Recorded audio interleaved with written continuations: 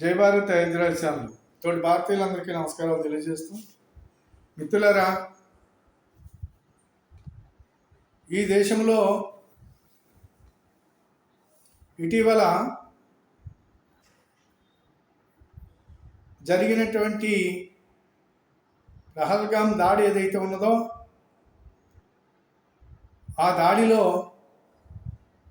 26 మంది మరణించటం, భారతదేశంలో ప్రతి భారతీయుడికి రక్తం మరిగేలాగా ఆవేశం పుట్టుకొచ్చేలాగా జరిగినటువంటి ఈ సంఘటన జరిగిన తర్వాత ప్రతి భారతీయుడు చలించిపోవటం అనేది జరిగింది. ఇటువంటి కార్యక్రమం ఏదైతే ఉన్నదో ఈ కార్యక్రమానికి సంబంధించి ఈ ఉగ్రవాదులను అంతం చేయాలనేటువంటి ఆలోచనతోటి సింధూర్ ఆపరేషన్ అనేటువంటి పేరుతోటి సోఫియా ఖురేషి, ఒమ్యా సింగు అనేటువంటి ఇద్దరు మహిళా కమాండర్లతో నాయకత్వంలో ఉగ్రవాదుల యొక్క స్థావరాలపైన దాడులు చేసి 100 మంది ఉగ్రవాదుల్ని అంతము చేసి 24 నిమిషాల్లో తిరిగి రావటం జరిగింది. మన దళాలు అంత అద్భుతంగా పనిచేసిన 24 నిమిషాల్లో. ఆ తర్వాత పాకిస్తాన్ మన మీద దాడులు చేయాలని ప్రయత్నం చేస్తే ఎక్కడికక్కడ వాళ్ళు ఎన్ని ఆయుధాలు ప్రయోగించినప్పటికైనా సరే, అమెరికా నుంచి తెచ్చుకున్న ఆయుధాలు, చైనా నుంచి తెచ్చుకున్న ఆయుధాలు, టర్కీ నుంచి తెచ్చుకున్న ఆయుధాలు, ఎక్కడెక్కడి నుంచో తెచ్చుకున్న ఆయుధాలన్నీ మన మీద ప్రయోగం చేయటం జరిగింది. సామాన్య ప్రజల మీద దాడి చేయాలని చూశారు. వాటన్నిటిని కూడా ఎక్కడికక్కడ మన యొక్క దళాలు సమర్థవంతంగా ఎదుర్కొని మన భూభాగంలోకి కనీసము మన భూభాగంలో ప్రవేశించకుండా ఎక్కడ బయలుదేరినాయో అక్కడే కూల్చేసినటువంటి ఒక ఘనత మన దళాలది, మన యొక్క సైన్యాన్ని. మరి మిత్రులారా, ఇటువంటి పరిస్థితిని ఎదుర్కొని అలాగే పాకిస్తాన్ యొక్క ఎయిర్ బేసుల్ని మళ్ళా ఇంకొక రోజు రాత్ర పాకిస్తాన్ ఎయిర్ బేసులు 11 ఎయిర్ బేసుల్ని ధ్వంసం చేసి పాకిస్తాన్కి చుక్కలు చూపించినటువంటి ఘనత మన యొక్క వీర సైనికులది. ఇటువంటి పరిస్థితి జరిగింది. ప్రపంచమంతా బిత్తరపోయింది భారతదేశం యొక్క శౌర్య సాహసాల్ని చూసి. అలాంటి పరిస్థితుల్లో తర్వాత కాళ్ళబేరానికి వచ్చి కాళ్ళు పట్టుకుంటే మేము తాత్కాలికంగా మనం ఆపుచేయటం జరిగింది. ఆపుచేయటం కాదు, యుద్ధం కంటిన్యూమే.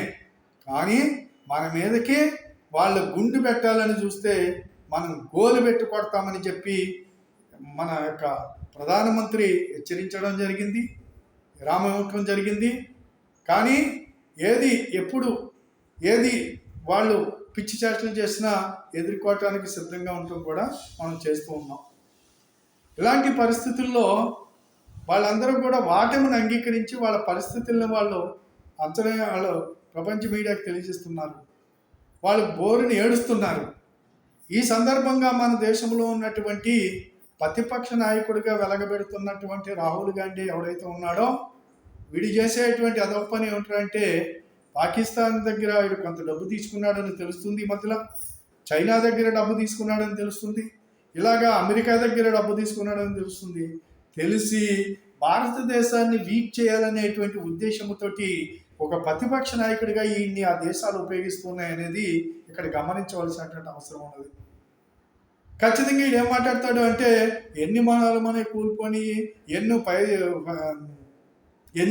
ఫైర్ జట్లు పోయినాయి, లేకపోతే ఎంతమంది చచ్చిపోయారు, ఏం చేశారు, ఇది అది అని చెప్పేసి పాకిస్తాన్ అడగవలసి, ప్రపంచం అడగవలసినటువంటి బయట మన శత్రు దేశాలు అడిగేటువంటి మాటలు ఇటు అడుగుతూ ఉన్నాడు. శత్రు దేశాలు తోక ముడుచుకుని కూర్చున్నాయి. ఈడిక్కడి నుంచి మన యొక్క రక్షణ వ్యవస్థను అంతటినీ కూడా బయట పెట్టే ప్రజల కోసం ఇక్కడ మామూలుగా రకరకాల అవాకులు చవాకులు మాట్లాడుతున్నటువంటి రాహుల్ గాంధీని ఎందుకు అలా వదిలేశారు అనేది ప్రజలు భావిస్తున్నారు. ఎందుకు వదిలేశారంటే ప్రజలు ప్రశ్నిస్తున్నారు. వీటిపైన దేశద్రోహి, అలాగే మల్లికార్జున ఖర్గే వీళ్ళ మీద ఖచ్చితంగా దేశద్రోహ కేసులు పెట్టాలి, పెట్టి వీళ్ళని ఖచ్చితంగా ఈ పాటికి వీళ్ళకి తగినటువంటి శిక్షలు వేయాలి. వీళ్ళకి అలా ఉరి తీసినా తక్కువే, ఉరి శిక్షలు పడ్డా తక్కువే. అందుకు కాబట్టి ఏదైతే ఈ రాహుల్ గాంధీ, ఈ యొక్క మల్లికార్జున ఖర్గే లాంటి ఈ నీచులు ఎవరైతే ఉన్నారో వీళ్ళు చేసేటువంటి అవాకులు చవాకులు, ఈనాటికి కూడా వీడు వీధులు తిరుగుతున్నట్టు ఇటు ఇష్టం వచ్చినట్టు మాట్లాడుతున్నాడు. రాహుల్ గాంధీ పైన చర్య తీసుకోండి అని చెప్పి ప్రజలు కోరుతున్నారు. దయచేసి భారతదేశం యొక్క ప్రభుత్వం ఏదైతే ఉన్నదో ఈనాడు ఈ ప్రభుత్వం, అలాగే కోర్టులు తగు చర్య, దేశద్రోహ కేసులు పెట్టి యొక్క రాహుల్ గాంధీ మీద చర్య తీసుకోవాల్సినటువంటి అవసరం ఉన్నది. ఏ రకమైనటువంటి రక్షణ వ్యవస్థ వీడు ముందు పెట్టాలి? దేనికి వీడు ఒక ఎంపీ. ఈ ఎంపీ అయినా వాడి జాంబీగాళ్ళు ఓట్లేస్తే నెగ్గినటువంటి వాడికి, వీడికి అక్కడ ఇలాంటి దరిద్రుణ్ణి ఈ దేశ ప్రతిపక్ష నాయకుడిగా ఎందుకు ఉంచుతున్నారు? అసలు ఈ దేశానికి సంబంధం లేని వ్యక్తి అనేది భావించవలసినటువంటి అవసరం ఉంటుంది. దేశానికి ఏది అవసరం? ఈ దేశాన్ని, మన యొక్క సైన్యాన్ని అపహేళన చేసేటువంటి మాటలు మాట్లాడుతున్నాడు, అపహాస్యం చేసే మాటలు మాట్లాడుతున్నాడు, మన శౌర్యం మీద దెబ్బ కొడుతున్నాడు, మన శక్తి మీద దెబ్బ కొడుతున్నాడు. అంతే కాబట్టి ఖచ్చితంగా ఈ యొక్క రాహుల్ గాంధీ మీద తగు చర్యలు తీసుకోవాలి, రాహుల్ గాంధీ మీద అని చెప్పేసి ప్రజలు కోరుతున్నారు. ప్రజల కోరికని మన్నించి దేశద్రోహ కేసు పెట్టి రాహుల్ గాంధీని లోపలయ్యాలని, ఇతర దేశాల నుంచి సొమ్ములు తెచ్చుకుని, ఇతర దేశ వీళ్ళ యొక్క కాంగ్రెస్ పరిపాలనలో ఎన్జిఓల యొక్క పాలన ఇక్కడ సాగింది.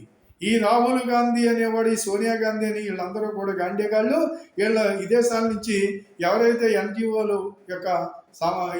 చెప్పినట్టు ఇక్కడ పరిపాలన సాగించారు మన్మోహన్ సింగ్ ప్రభుత్వంలో కూడా. అంత కాబట్టి దయచేసి ఈ యొక్క దేశద్రోహులు విదేశాలు వెళ్తాడు, ఉగ్రవాదులతో చర్చలు జరుపుతాడు, విదేశాలు వెళ్తాడు, ఈ యొక్క మన దేశ వ్యతిరేక శక్తులతోటి మంత్రాలు జరుపుతాడు, అక్కడ పిచ్చి కూతలు కూస్తూ ఉంటాడు. ఈ పిచ్చి ఎక్కిన ఈ పనికిమాలని యాక్షన్ తీసుకోవాలని ప్రజలు కోరుకుంటున్నారు. వీడిపైన దయచేసి యాక్షన్ తీసుకుంటారని ఆశిస్తూ సెలవు తీసుకుంటున్నాను. జై భారత్, జై హింద్. ఈ వీడియో 10 మందికి షేర్ చేయండి, సబ్స్క్రైబ్ చేయమని కోరుతూ సెలవు తీసుకుంటున్నాను.